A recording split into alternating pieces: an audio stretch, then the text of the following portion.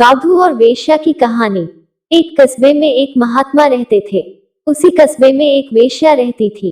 महात्मा जी अपना कार्य करते थे और वह वेश्या अपना कार्य करती थी। यानी महात्मा जी लोगों को अच्छी शिक्षा और ज्ञान का उपदेश देते थे और वेश्या अपने धंधे में लिप्त रहती थी। लेकिन वेश्या रोजाना सुबह के समय जब नहा धोकर धंधे पर बैठती थी तो उससे पहले 2 मिनट भगवान की मूर्ति के सामने बैठकर अपने अपराधों की क्षमा मांगती, फिर अपने धंधे में लिप्त हो जाती। उसके धंधे से कस्बों में तरह तरह की अफवाहें फैलने लगी। तब एक दिन महात्मा ने उसे अपने आश्रम पर बुलाया और समझाया कि यह तुम गलत कार्य कर रही हो, इसमें तुम्हें बहुत भारी पाप लग रहा है, इसलिए तुम यह गलत धंधा छोड़ दो। वेश्या ने कहा, महात्मा जी, अगर मैं अपना धंधा छोड़ दूंगी तो भूखी मर जाऊंगी।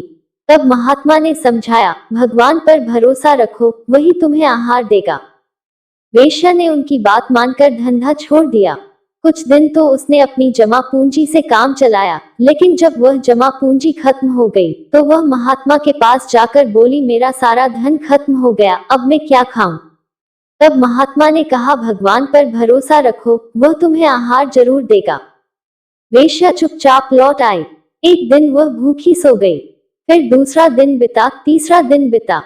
जब उससे भूख बर्दाश्त नहीं हुई तो वह पहले की भांति अपने धंधे में लिप्त हो गई और वही क्रिया दोहराने लगी, अर्थात भगवान की मूर्ति के सामने 2 मिनट प्रायश्चित करती, फिर अपने धंधे में लग जाती।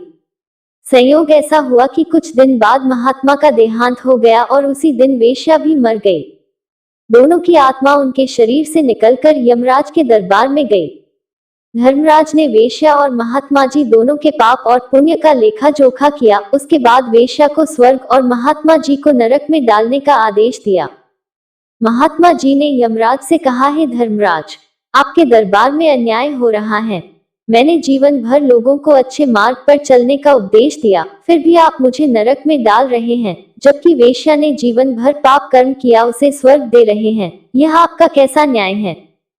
तब यमराज ने महात्मा से कहा, हम धर्मराज, हमारे दरबार में कभी अन्याय नहीं होता। देखो, उधर पृथ्वीलोक में आपके शरीर को लोग गाजे बाजे के साथ दफनाने ले जा रहे हैं, वहां आपकी मजार बनाकर पूजा किया करेंगे। चूंकि आपके शरीर ने, आपके मुंह ने प्रवचन किया था, इसलिए आपके शरीर की सद्गति हो रही है, लेकिन आपके मन में परमात्मा के प्रति वास्तविक प्रेम नहीं था, बल्कि आपके मन में नाम कमाने की, चारों ओर प्रसिद्ध होने की लालसा थी। आत्मा से कभी आपने परमात्मा का सुमिरन नहीं किया, इसलिए यहाँ नरक में डाले जा रहे हो। उधर दूसरी ओर वेश्या को देखो, उसने शरीर से पाप किया था, उसके शरीर को लोग घसीटकर नाले में फेंक रहे हैं। उसके शरीर को चील कौवे खाएंगे, लेकिन वह धंधे पर बैठने से पहले 2 मिनट ही सही, किंतु सच्चे मन से भगवान की मूर्ति के सामने बैठकर अपने पापों का प्रायश्चित करती थी। इसलिए उसकी आत्मा को स्वर्ग प्राप्त हो रहा है। प्रायश्चित करने से सारे पाप नष्ट हो जाते थे। यह बात आप भी भली भांति जानते हैं, किंतु आप में तो नाम कमाने का भूत सवार था, अतः जिसने जैसा किया उसे वैसा मिला। यह कहानी उन लोगों के लिए बिल्कुल सटीक बैठती है जो कि यह कहते हैं कि हम दूसरों के साथ अच्छा करते हैं और हमारे साथ बुरा ही क्यों होता है। इसके पीछे भी यही कारण है। हम शारीरिक रूप से मदद कर देते हैं, लेकिन आत्मा से किसी का सहयोग नहीं करते। इसी वजह से उनके साथ बुरा ही होता है।